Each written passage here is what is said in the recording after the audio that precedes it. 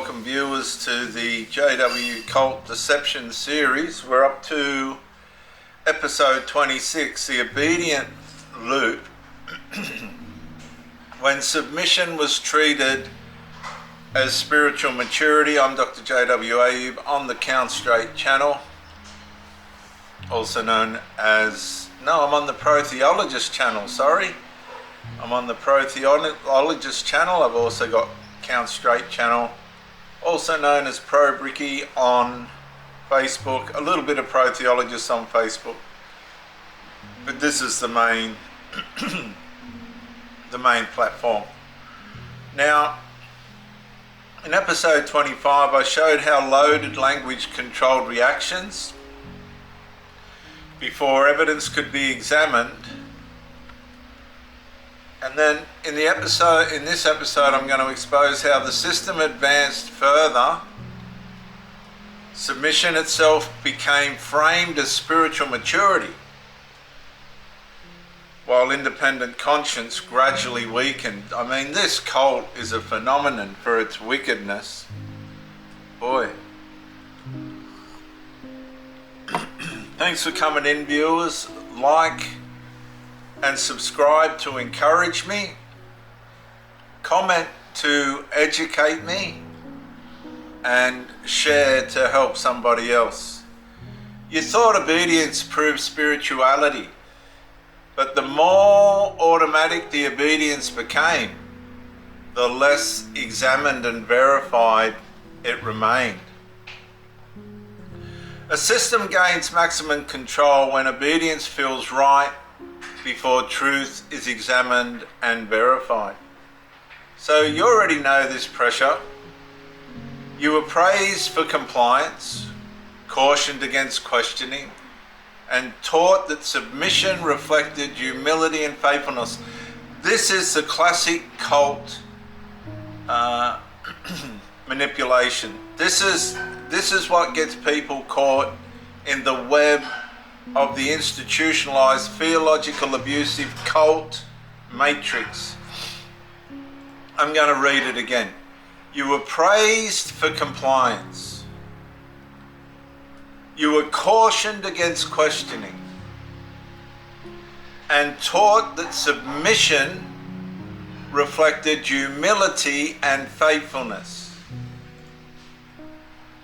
The obedience loop, viewers, forms when submission to institutionalized, organizational, theological abuse in cult systems under that authority is repeatedly associated with spiritual maturity and safety, humility and loyalty to God, and it's not.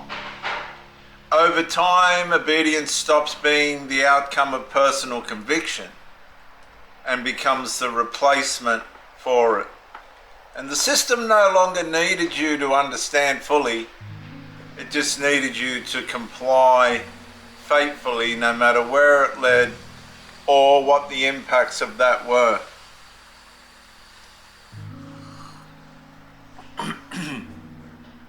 Teaching point number 1, the psychological layer.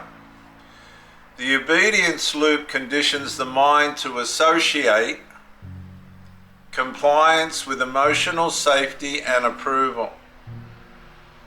The Jehovah Witness gradually experienced relief from submission and tension.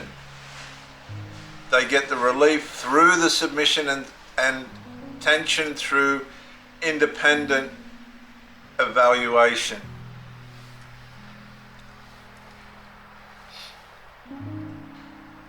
They feel secure when following direction, relief, dependence, reinforcement.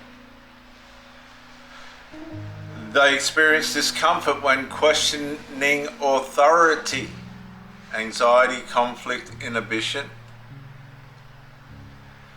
They seek approval through visible compliance, validation, acceptance, submission.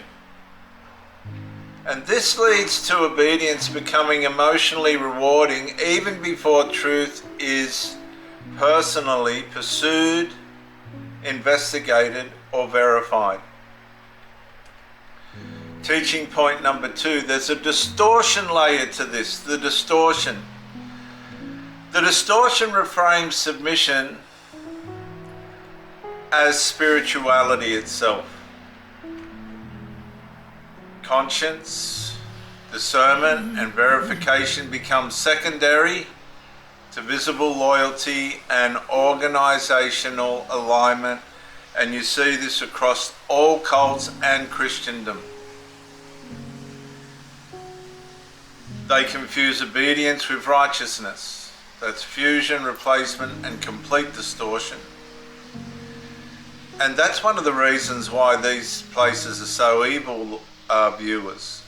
Because there's nothing you can do or not do to make God happy or stop him from being sad except believe in the finished work of the Lord Jesus Christ. And this is everything but. You measure spirituality by compliance, performance, how you're evaluated, and the conditioning you can mature into under the theological abuse. Conditioning speaks of being institutionalized, the institutionalism that you allow to flow through you. You distrust independent conscience when it conflicts. Did you put them on? This date? Yeah, yeah. You distrust independent conscience when it conflicts. So and when it conflicts with the theological abuse. That's suppression, fear, and complete override of your conscience. And this results in a system where obedience is treated as proof of faith, regardless of whether the claim has been examined or verified independently or not. Now just stop for a minute. Stop. Just stop and consider all of this. The evil. Submission, viewers, is not automatically spiritual. A Jehovah's Witness or any other Christian believer can obey sincerely and still be controlled by theological abuse, cult institutionalism, and blind faith. Teaching point number 3, the physical outcome. The obedience loop conditions physical responses through reward and stress cycles. Compliance produces emotional relief, while resistance produces tension and fear. You feel calm after submitting. Regulation, you regulate, you feel comfort, that gives you reinforcement. You feel stress when resisting direction. There's a tightness, a sense of alarm, agitation. You suppress inner conflict to restore stability. You're suppressing yourself, which leads to exhaustion, numbing, and fragmentation, which causes viewers a trauma bond, which will cause this to loop. And this leaves the nervous system trained to seek relief through obedience instead of clarity through examination and clarification and verification. So this is how the pattern works. Number 1, this is the obedience loop pattern. First, the authority is framed as spiritual trustworthiness. Number 2, then obedience is praised publicly. Then questioning produces discomfort and social risk. Then compliance brings emotional relief.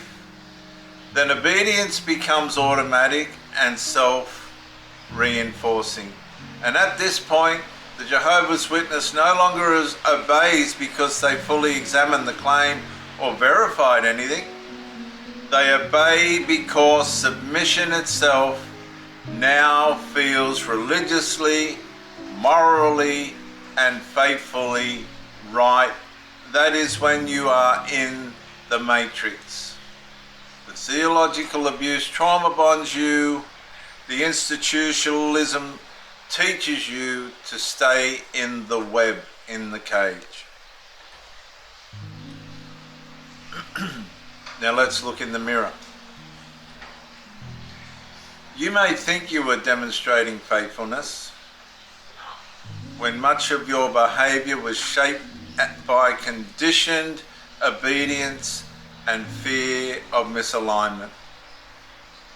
And when obedience replaces examination and verification, the authority gains control over conscience itself. You've surrendered your conscience to the cult. So here's the scenario, viewers. A Jehovah's Witness agrees internally with a new organizational, institutionalized, theological abusive adjustment, but publicly supports it immediately because obedience is viewed as spiritually mature, regardless of personal conviction. And so the psychological layer of this, viewers, is the mind prioritizes alignment and approval over independent verification to avoid internal and social tension and possibly even abandonment. The spiritual layer is personal conscience and direct accountability before God are weakened because the institutionalized organizational submission becomes the dominant measure of the Jehovah Witnesses' faithfulness. And then the physical layer is the body experiences temporary relief after conforming outwardly like a dose of drugs, even while unresolved internal conflict continues beneath the surface. So let's reflect. How many of your decisions were driven by conviction? And how many were driven by conditioned obedience?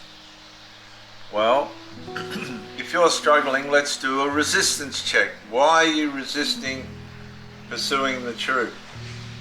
What are you after? Phone's there somewhere. No, not that phone. Sorry, viewers, we're trying to find my phone. It's not here, it'd be out there somewhere. Do you feel guilt?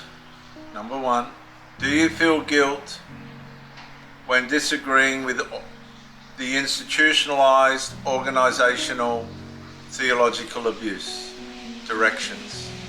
Do you feel guilt? Number two, have you mistaken compliance to theological abuse and institutionalism? Have you mistaken compliance of that for spiritual maturity? Because it's not. Do you fear your own conscience when it conflicts with the theological abuse from the Watchtower? Have you learned to suppress questions quickly to restore emotional peace? Well, viewers, the root cause could be, let me ask, were you rewarded emotionally and socially for obedience?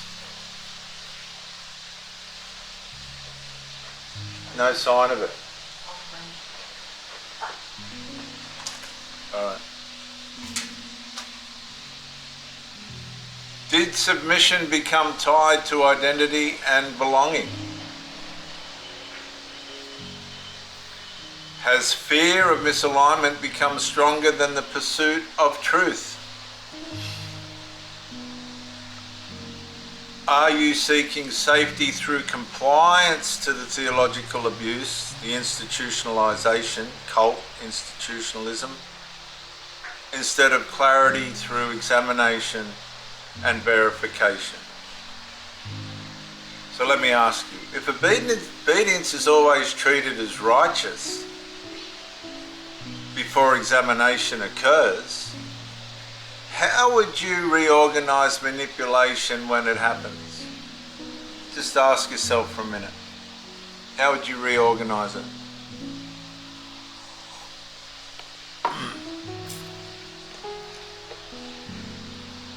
All right, let's take some immediate action. Write down one organisational teaching or adjustment you accepted primarily because you're expected to comply. Then ask, number one, did I personally verify this? Number two, did I feel free to disagree honestly?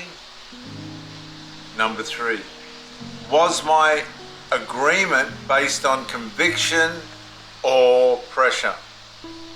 Well, we're about to close, viewers. I'm Dr. JW Ayoub on the Central Coast, New South Wales, Australia. Like and subscribe to encourage me. Comment to educate me. Comment to educate me. And share to help somebody else. As we run up to a close, here's a proverb. Better is the Jehovah's Witness who tests instruction before submission than the one who obeys blindly for fear of standing alone. When you think about it, it's a horrible state to be in. I remember in the Australian Royal Commission, one of the things that startled, shocked, and traumatised the judge and First Council was how they shunned the people they love for their religion. For wisdom examines the path before walking in it, but control rewards movement without question or verification. In closing, viewers, if obedience continues replacing your conscience, your examination, and the verification, your decisions will remain externally governed. They'll remain theologically abused and institutionalized to the Watchtower. While your inner convictions weaken, and weaken, you will be cognitive dissident to reality. But when obedience is brought back under the authority of tested truth, tested, verified, examined truth, your conscience strengthens, your fear loses control, and faith becomes personal again instead of estranged and programmed, theologically abused, and Watchtower institutionalized. Viewers, in episode 27, the conscience override. When inner conviction was silenced for organisational alignment, I'm going to expose how repeated submission trained members to distrust their own moral and spiritual instincts.